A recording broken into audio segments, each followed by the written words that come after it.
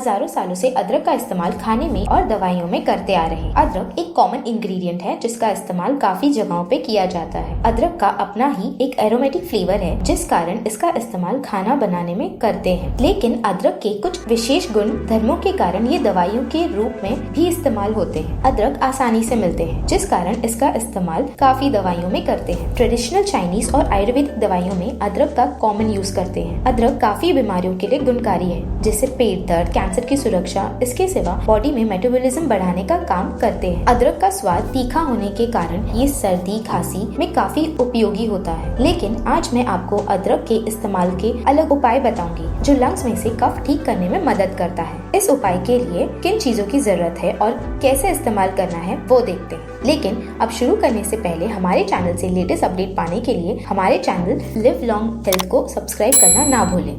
इस दवाई को जिंजर रैप कहते हैं, जो सर्दी खांसी के वक्त चेस्ट पे रखना है। जिंजर रैप बनाने के लिए किन चीजों की जरूरत है वो देखते हैं। 1 टीस्पून क्रश किया हुआ अदरक या फिर अदरक पाउडर ले सकते हैं, रॉ हनी, ऑलिव ऑयल, गेहूं का आटा, नैपकिन और गम टेप। अब देखते हैं इन चीजों का इस्तेमाल किस तरह से करना है। पहले आटे में हनी ऐड करके उसे अच्छे से मिक्स कर लें। उसके बाद उसमें ऑलिव ऑयल और क्रश अदरक डाल के फिर से मिक्स कर लें। फिर इस मिक्सचर को नैपकिन में डाल दें और इस मिक्सचर को रेशमी कपड़े से कवर कर लें। उसके बाद इसे रैप मिक्सचर को चेस्ट पे रख के गम टेप लगा दें। हो गया ये जिंजर रैप रेडी। अदरक गर्म और तीखा होने के कारण लंग्स में बैठे कफ मेल्ट होने लगते हैं, जिस कारण ये जिंजर रैप लगाने के बाद आपको पसीना आने लगेगा। इस तरह से जिंजर रैप लगाने से कफ की परेशानी कम होगी। अगर आप ये जिंजर रैप बच्चे को लगाएं तो उसे 3 घंटे तक रहने दें। अडल्ट इसे रैप को ओवरनाइट भी रख सकते हैं। बच्चे की स्किन सेंसिटिव होने के कारण इसका इस्तेमाल 3 घंटे से ज्यादा नहीं करें। तो आपके इस वीडियो पे क्या व्यूज हैं कमेंट में मेंशन करें। अगले वीडियो तक अलविदा दोस्तों।